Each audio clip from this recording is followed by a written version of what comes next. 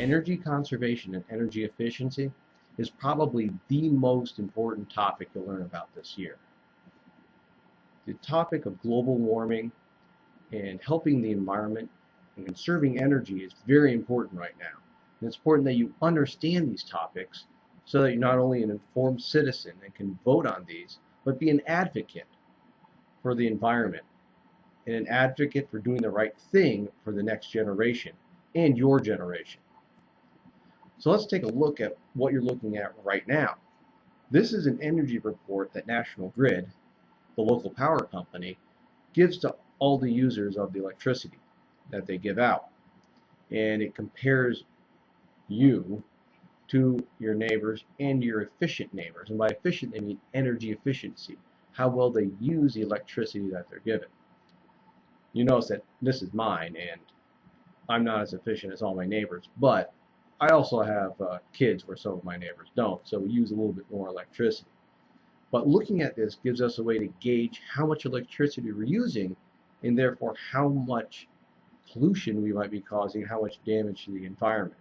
So we want to try to limit the amount of electricity we use because it'll help the environment and it'll help us save money. Now, what do we need energy for? We need energy to heat and cool our homes, fuel our cars and other vehicles, run our electrical devices and appliances, run our factories, cook our food, you name it. If you're using something to do it, it's going to take energy. Right? We need energy, and I'm pretty sure you can think of other things that use the fuel and electricity to run things. Now, what is a fossil fuel? It's a term you may have heard of before. And a fossil fuel is a non-renewable resource, meaning that it could run out, it's not replenished quickly, and it's formed from organic remains over millions of years. So algae and plants that have died, even dinosaurs, and they got buried, and under heat and pressure they formed these hydrocarbons in the ground that we can now extract and use to produce energy. And they include coal, natural gas, and oil. And these fossil fuels have to be mined or drilled for from under the ground. So we have to go in and get them. And this can be a messy process trying to get these fossil fuels. You can see in the top left corner, this is a strip mine. And this happens a lot in West Virginia, where they actually chop off the tops of mountains to try to get to the coal. And the United States has lots of coal. It looks like this in the top right. And coal is burned to produce electricity in coal-fired power plants, but it's also often burned to melt iron to make steel in factories. In the bottom, these are oil extractors. We have a platform, an oil platform, and these extract oil from deep underground that's under the water. And you've probably seen these cricket-style oil extractors as well that are on land. And the problem with these is if there's ever an accident, they could really hurt the environment and also hurt the people that work there as well. So there are advantages and disadvantages of these fossil fuels. And there are some good things that go with fossil fuels. The energy they produce is controllable. Right, if you need more energy during peak demand, or when people need a lot of energy, like on hot days when everyone has their AC running, well, we can produce more electricity by burning more fossil fuels.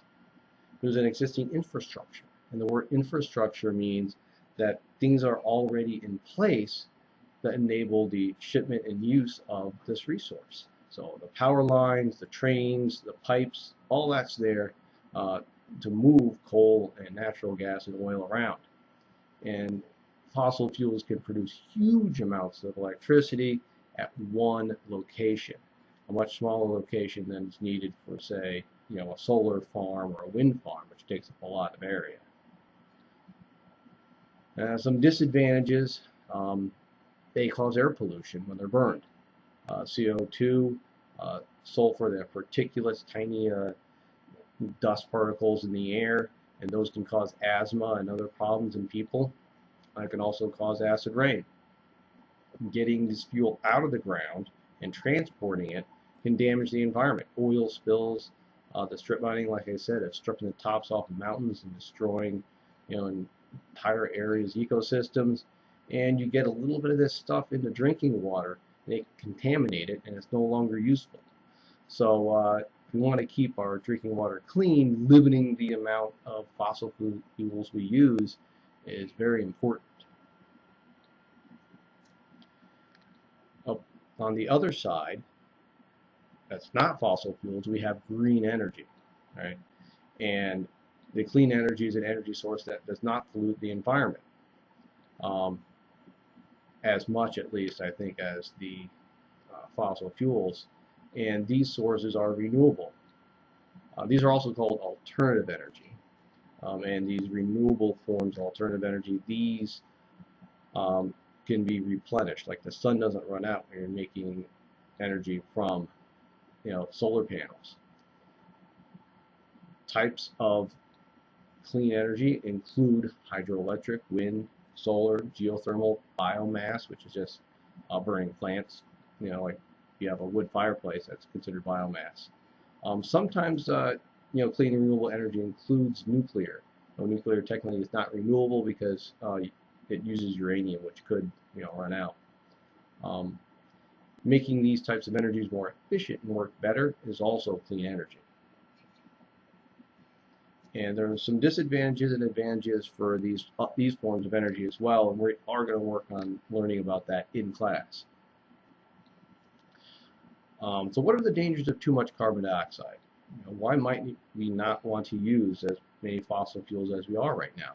Why not just keep burning natural gas and coal and and keep using those to make electricity? Well, global warming is a definite problem, and scientists agree that we should do whatever we can to reduce the impact of global warming and reduce it. And the burning of fossil fuels produces greenhouse gases like carbon dioxide. And these gases trap heat like a greenhouse and heat the earth. Think of a blanket covering the earth. Global warming is expected to cause sea levels to rise, increase the number of extreme weather events, and spread tropical diseases. Let's take a look at some of the evidence that NASA has gathered about global warming. Here we can see a graphic showing the top 10 coldest and warmest years on record. So this is data that was actually collected.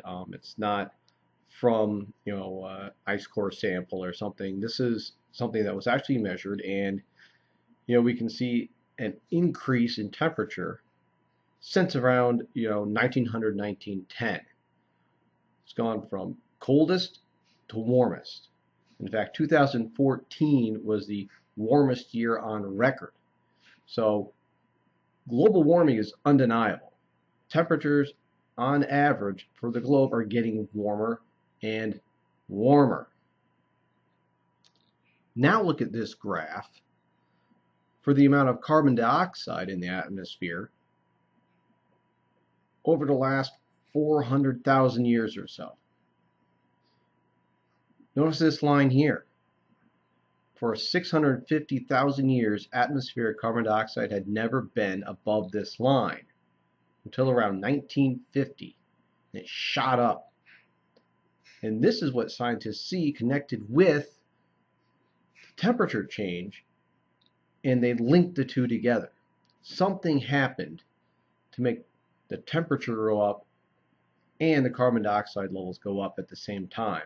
And that is the emission of greenhouse gases. Because this is right around the time of the Industrial Revolution, when we started using more energy from oil and gas and coal. The greenhouse effect works like this.